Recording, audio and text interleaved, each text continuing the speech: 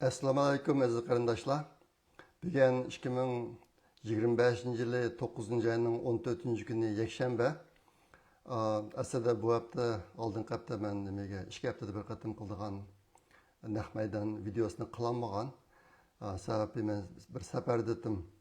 Bir qism qarindoshlar garchi men oldingi qatimki videoda deb qo'ygan bo'lsam-mu, bu bu qatimki videoni qilolmaydiganligimni deb qo'ygan. Lekin uni to'g'ri uni tushunamabdi. O'tgan hafta bir qism qarindoshlar yana saqlab, meni videomni saqlab, menga uchur qilibdi.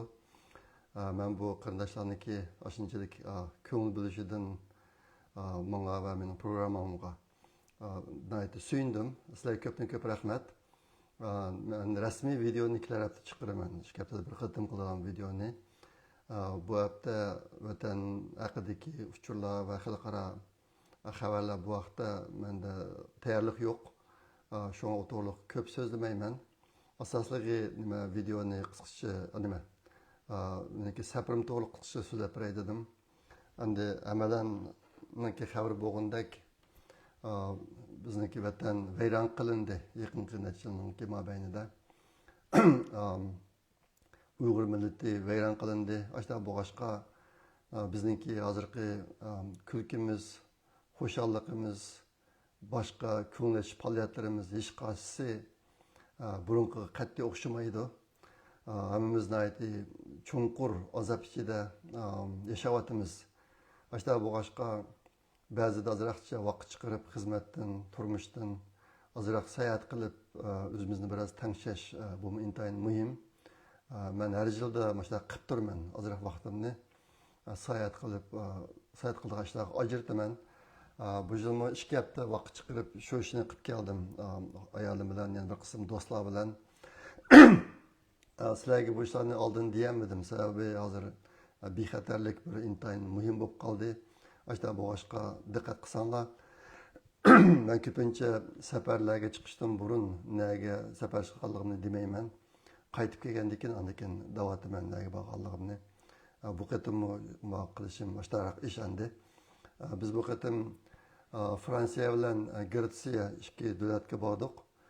Fransiyada ikki cho'ng shaharga bordik. Birisi Fransiyaniki Bordo degan shahri. Bu Fransiyaniki yana bir cho'ng shahar ekan, Parijdan qilib qolsa. Bizning yerda bir do'stimiz bor edi. Ko'pincha bilasizlar do'stimizni. Mehmet Emin Abbas hozir nima Uyg'ur akademisida muhim vazifalarni o'tayotdi. Nurg'un ishlarni qilyotdi bu qarindishimizmi.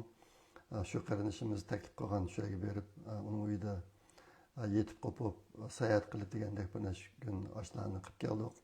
Undan keyin Parijda necha kun turdik. Bu Parijga ikkinchi qatim berishimiz.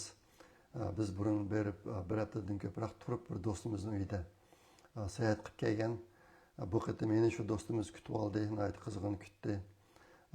U yerda necha kun sayohat qilib, undan keyin Gretsiyaniki Afina degan shahri poytaxti. U yerga berib 7 kunlik parxod sayohat qilib keldik. Uni inglizcha cruise vacation deydi. Biz ko'pincha shu cruise vacation qilyapmiz hozir. Men ma'lumlashtirmayman buni. Her 2 yılda bir qatim. Bu qatim biz bağayala, muşayala. Bunu oldin diyemedim ben. Oldin qatimki videoda deb Gretsiyada Uyg'urlar bormi yo'q. Agar bo'lgan bo'lsa kirishib kelgan bo'lsak pek yaxshi bo'lardi. Lekin albatta degandek bexatarlik sababidan uni oldin diyemedim. Shuni u yerda qarindoshlar bormi yo'q o'qimayman. Kirish imkoniyati bo'lmadi. Ashta qilib o'ynab keldik. Sayohat nihoyat yaxshi o'tdi.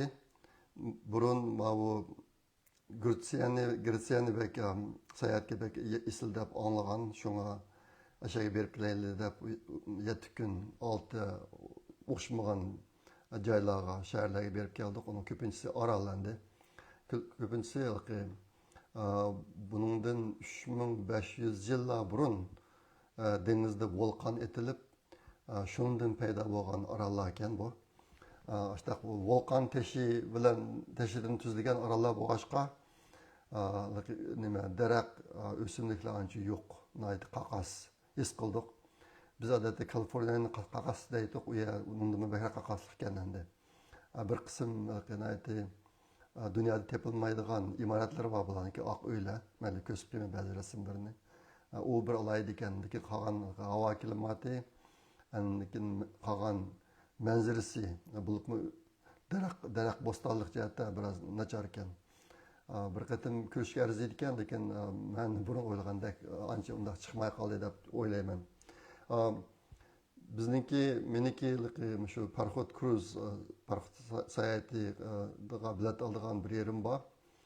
Bu ishga qiziqadigan qarindoshlar bo'lsa men bilan aloqalashsangiz deb turman.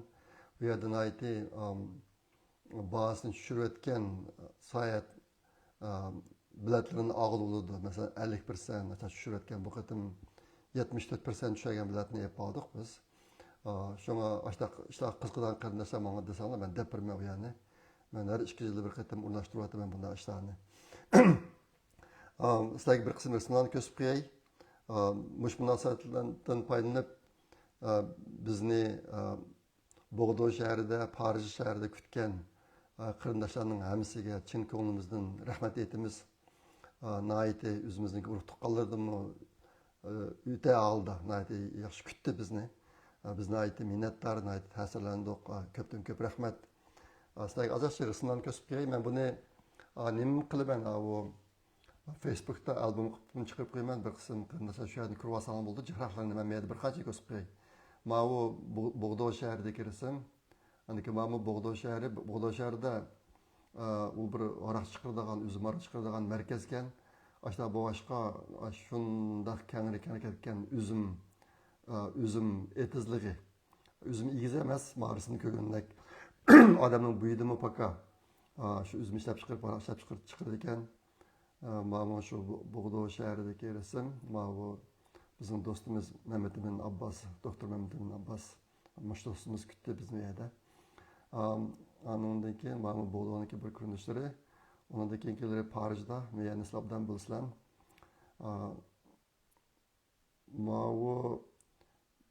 Gürk'teki, Gürciye'deki bir konu bina bu nurgun tarihi materiallarda bakıp uçuraydı. Bunun 2000 yıllar burunki parlament binası o deyim ben taz isimli kalmaktı. Şekin bir baktık. Mağmu Gürciye'deken bu Dünyada meşhur filosof Aristotel'niki heykeli. Aristotel şu Şimali Gürciye'de doğulganken, şöyle öskenken şu heykeli varken. Biz düşken parxod, bu qatimki düşken parxodimiz bunun kadar çoğun emas. Manada 1200 sayohatchi chiqibdi bu parxodga. 537 kutkichi bor ekan. 1200 sayohatchiga 537 kutkichi. Ashtaraq bir parxodga chiqib keldik. Celestial degan bir parxodga. Mana parxodning ustidagi ko'rinishlar. Mana bu qatimki parxod Turkiyaniki Xush adasi degan oraldimi to'xtadi. Ashadagi mana bir qadimki shaharniki qoldiqlari mushaga berib keldik. Xush adasidagi Mavu parxodning usti, parxodniki Mavu shu Gürciyaniki eng dangliq orali. Eng dangliq oraldagi ko'rinishlar. Buni ajabmi. Mavu uyqular olmuş bulanmay hozir biroz kalam uchiq emas, ismini depiramayapman. ismi kelmayapti qiziq. Şu en dağlık aralmış şu kenarda, ak öyle, ögüz kök ak öyle ne ki dersinin kan aralan çay akırmış şu ki. Aşağı kılıp o sayını tüyüp geldik. Hazırında xalqara xabardan yakında çoğurak çıkıp ketken iki çoğun xabar var. Onun birisi sizlerge dep kelgen 9-3 günde Xitay bir harbiy paradni o'tish faoliyat qildi. Yapon tajovuzlarini yenganligining 45-yili, 60 yil, 80-yilligini tabriklash. 45-yildan hisoblagan chog'da 80-yil bo'ldi unga. Shuni tabriklash faoliyat qildi. Bu intayin Xitoy dunyoning oldida mazak bo'ladigan bir faoliyat bo'ldi. Sababi nima desanglar, yaponlar Xitoyni besib olgan vaqtda ular urush qilgani Gumsandang emas, Kommunistik partiya armiyasi emas, milliy armiya Gomindang urush qilgan ular bilan.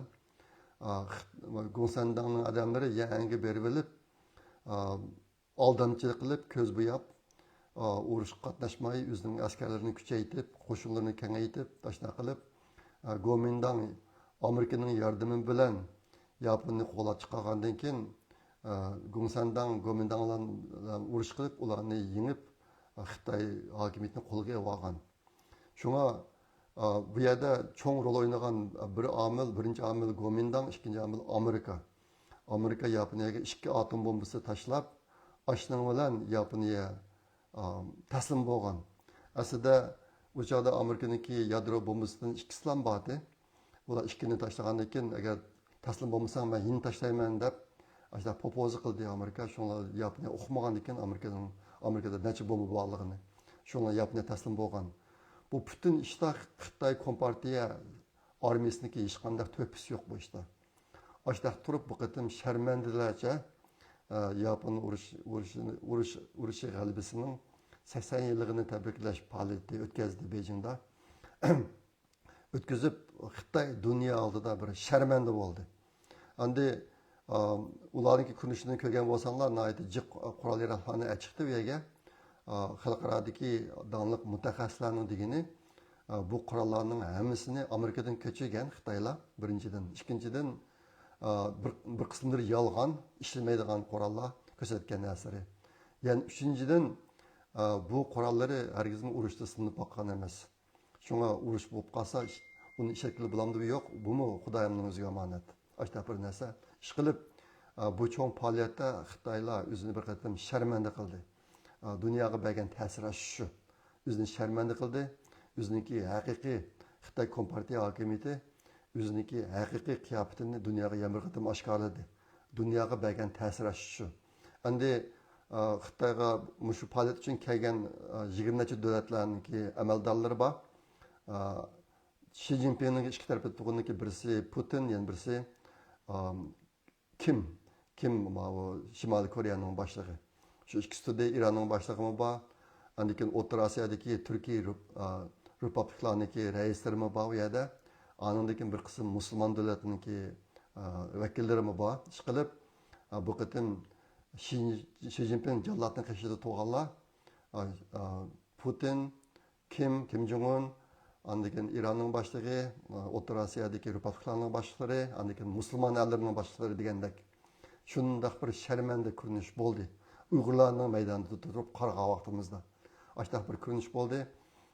Men anglasam bu qatim shu faoliyatga qatnashgan davlat rahbarlaridan 3 davlatning rahbari qaytib bo'lganda huquqidan olib qoldi. Ular shu faoliyatga kelib qaytib berib qo'yuvchilik ularning huquqidan evitibdi. Asli o'zining davlatidagilar. Buniki birisi Nepal, qolgan 2 davlat qaysi uni o'qamadim, men ularni tekshirib olmadim, vaqtim yetmadi uningga. Mushuna gaplarni angladim. Buniki Rossiyaliklarga men jazmlashtirmayman. Ish qilib mushuna farqni men angladim. Hozirgi shu xalqarodagi cho'nroq faoliyatniki birisi shu. Ikkinchisi Amerikada bir konservativ yosh faoliyatchi bor, donliq. Uniki shu Twitterga chiqargan narsalarni ko'rdiganlarning soni 20 milliondan oshadigan. Hatta ba'zi vaqtlarda Elon Musk'ni besib tushadigan bir yosh bola. Kelar ayda 32 yoshga kirdi ekandik. 2 bolasi bor, xotini bor.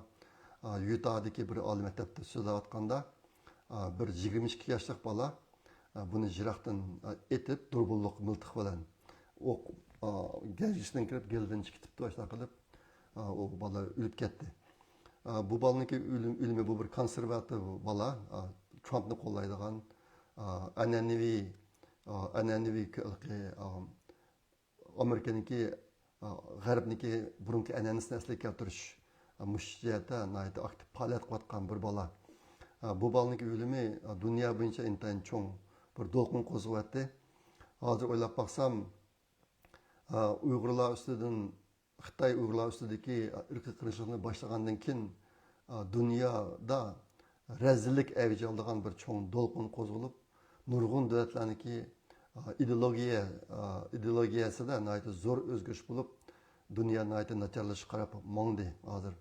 Xuddi garchi bu ishlar Obama davridan boshlangan bo'lsa-mu, agar obdan kuzatsak, bu ishlarning rasmiy o'tirg'i chiqishi Uyg'ur irqiy qirg'inchiligidan boshlangandek ko'rindi odamga. Shundan keyin dunyoda nihoyatda zo'r nacharlashish yuz berib, ajoyib yomon o'zgarishlar yuz berishga boshlagan. Hozir endi shuni o'ngshaydigan bir qism ishlar o'tirg'i chiqyotidi. Bu Charlie Kirk degan bola, 31 yoshli bola. Bu bolami shu sohada ish qilayotgan bola endi. Dunyoniki vaziyatini o'ngshash ideologiya sohasidagi qilayotganchilik, buzg'unchilikni to'xtatish sohasida ish qilayotgan bir bola. Bu bolani taqib etib o'ltiryapti. Aslida bu bolaniki o'lishining oqisida cho'ngroq bir plan, ko'p odamlar bu ishga aralashgan bo'lishi mumkin deb faraz qilingan dastlabda. Hozircha unday chiqmadi. Buni atgan bola 22 yoshlik o'quvchi ekan. O'zi yutaliq mo'min dinni ailasi, shu mo'min diniga ishonadigan oila ekan. Bu bolani dadasi pash qildi. Shu uyga berib, resimni ko'rib, bolasiga "Men shumi" deb dadasi bolasi bilan jazmlashgandan keyin dadasi bolasini qistab, o'zini ma'lum qildi. Shu orqali o'zini oshkorlab tutildi bu bola. Ishqilib dunyoda ajoyib ishlar bo'lyotdi. Hozir shu nachar to'lqin bilan yaxshi to'lqin o'tirsida kaskin kurash bo'lyotdi. Uyg'ur irqiy qirg'inchiligimi mushu kurashning ishiga besilib qoldi. Aslida bizning beshimizga kelgan ish intayin cho'ng adolatsizlikdi. Dünya tarixida az ko'rilgan adolatsizliklarning birisidir. Ayni vaqtda biz dunyo buni yo'l qo'ymaydi deb o'ylagan. Ashta o'ylagan keyin bu xil adolatsizlik, rezillik, zolimlik ishlari oqaqidan yuz berib, Uyg'urlarniki ishlari biroz besilib qoldi hozir. Bizga bir xil foydasiz ahvol shakllandi dunyo miqyosida. Lekin Amerika qatorliq bir qism davlatlar Uyg'urlarga yordam qilish yo'lida to'xtamay kuchayotdi. Shunga bundagi ishlar endi qanday taraqqiy qiladi bilmaymiz. Ishqilib mana bir ikki cho'ng to'lqin bor hozir. Charlie Kirkniki o'limi shu yaxshi kuchlar ustidan elib berilgan bir xil cho'ng zarba bo'ldi bu.